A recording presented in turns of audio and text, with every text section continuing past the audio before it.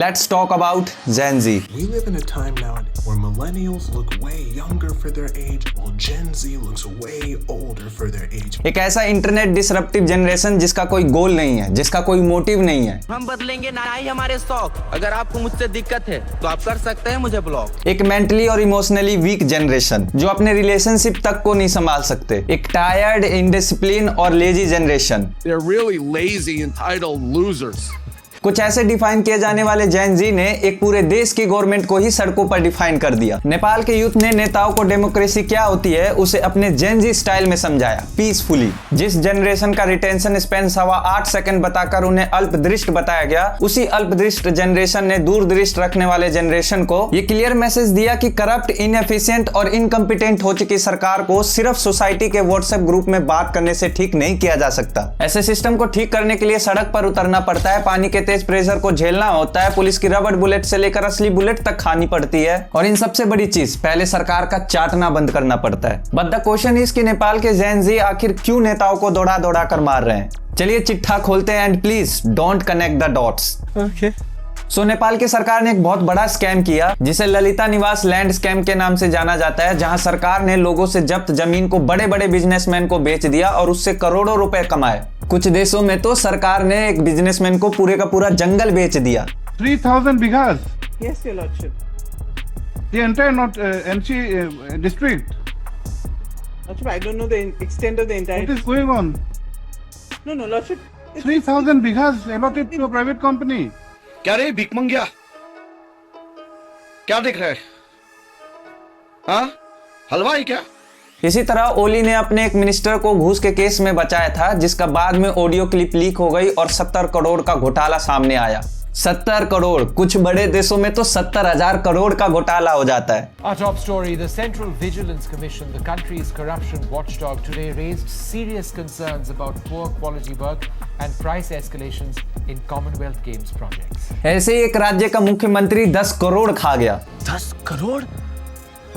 ये बोलकर कि स्टूडेंट्स को बाइसिकल दिया जाएगा। कुछ देशों के मुख्यमंत्री तो पूरे के पूरे स्कूल को पचा जाते हैं मर्जर के नाम पर। साल 2008 में राजतंत्र खत्म होने के बाद लोगों को ये होप दिया गया कि उन्हें रोजगार मिलेगा, शांति मिलेगी, सरकार में पार्टिसिपेशन करने को मिलेगा। लेकिन जनता को शांति तभी मिलेगी ना जब सिस्टम में शांति हो। बीते 17 सालों में नेपाल में कुल 14 प्राइम मिनिस्टर बन चुके हैं। हर इलेक्शन में नई सरकार आती और पिछले सरकार की ही लेगेसी को आगे कंटिन्यू करती। वहीं देश की आम जनता रोजगार ढूंढ ढूंढ कर परेशान होती रही कि कहीं तो नौकरी मिले, पर जब ऐसा नहीं हुआ तो लोग माइग्रेट करने लगे। सिचुएशन इतनी खराब हो गई कि कई लोग रसिया यूक्रेन जंग में तक चले गए। सबैजनालाई नमस्ते छ। म चाहिँ यता रसियामा आएको 2 महिना पुरा भयो लगभग, अनि मैले चाहिँ रसियामा आएर चाहिँ धेरै दुःख पाएँ। मैले धीरे धीरे नेपाल में इकोनॉमिक बैलेंस इतना अनस्टेबल हो गया कि जहां एक तरफ नेताओं के बच्चे लेविश लाइफस्टाइल जी रहे थे, वहीं आम जनता की लाइफस्टाइल में कोई लाइफ बची ही नहीं थी। इन चीजों को नोटिस करते हुए यंग जनरेशन ने सोशल मीडिया को अपना बेस बनाकर सरकार की पोल खोलने लगे, स्पेशली गरीब नेताओं के गरीब बच्चों की।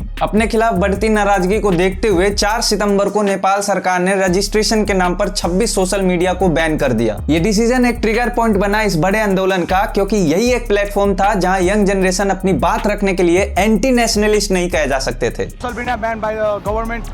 Extremely, it is against our freedom of speech, and they want to control us just like a dictator. पर हमारी मीडिया, इन लोगों ने इस ट्रिगर पॉइंट को ही मेन कोर्स बताते हुए इस पूरे प्रोटेस्ट को सोशल मीडिया तक सीमित कर दिया।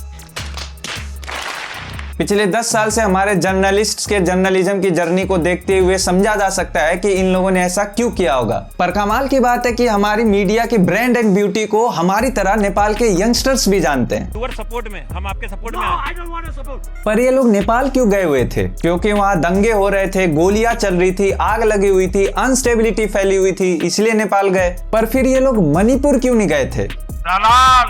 इन लोगों ने नेपाल की बेचारी सरकार का रोना रो दिया, जेन जी को आपस में लड़वा दिया, यहाँ तक कि जेन जी का फ्यूचर तक डिसाइड कर दिया। नेपालियों ने अपने हाथ से अपना भविष्य भी फूंक दिया। पर जो चीज दिखानी चाहिए थी वो नहीं दिखाया। All the Nepalese citizens are fed up of corruption. Every youth are going outside the country. So we want to protect our youth and make the country's economy better.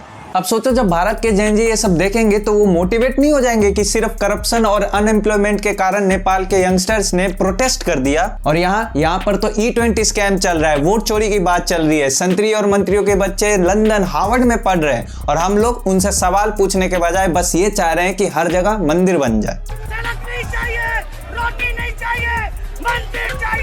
आज के डेट में इंडियन सब continent के almost सभी देशों में political instability है, फिर चाहे वो बांग्लादेश हो, श्रीलंका हो, अफगानिस्तान हो, म्यांमार हो, पाकिस्तान, हाँ वो तो पैदा ही अनस्टेबल हुआ था। और अब कुछ लोग नेपाल में हुए घटना से ये पैटर्न जोड़ रहे हैं कि भारत में भी ऐसा कुछ हो सकता है क्या?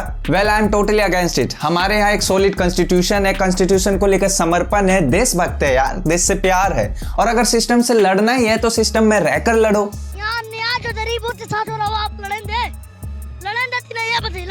क्या चाहते हो कुछ दिनों बाद हमारे नेता इस तरह से बात करे? मेरे साथ कुछ लोगों ने मेरे कपड़े फाड़े, मुझे चांटे मारे और पूछा अच्छे दिन कब आएंगे। No never. और अगर फिर भी पिटाई करनी ही है तो इनकी करो।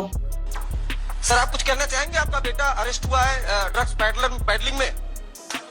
मैं आपको एक बात बोल रहा हूँ, इज्जत से समझ जाना। Please get out, just get out, get out bastards, get out. हमारे देश के जेन जी को ये पता ही नहीं है कि वो अपने जीन्स का इस्तेमाल कहाँ कर रहे हैं। कोई रील बना रहा है बॉडी दिखाने के लिए तो किसी पर बॉडी है नहीं फिर भी दिखाया जा रहा है। लोग करंट अफेयर जानने के बजाय ब्लॉगर्स के डेली ब्लॉग को as a current affair consume कर रहे हैं। सरकार के बैन के बावजूद लोग असीम प्रतिभाओं से भरी साइट्स पर पहुंच जा रहे हैं और ये सब पॉसिबल हो पाया है परम पूज्य श्री श्री 108 श्री अंबानी जी की वजह से। हमारे देश में इंटरनेट इतना सस्ता है कि लोगों को इसकी कदर ही नहीं है। ये पता ही नहीं चल रहा कि हम इंटरनेट का इस्तेमाल कर रहे हैं या इंटरनेट हमारा।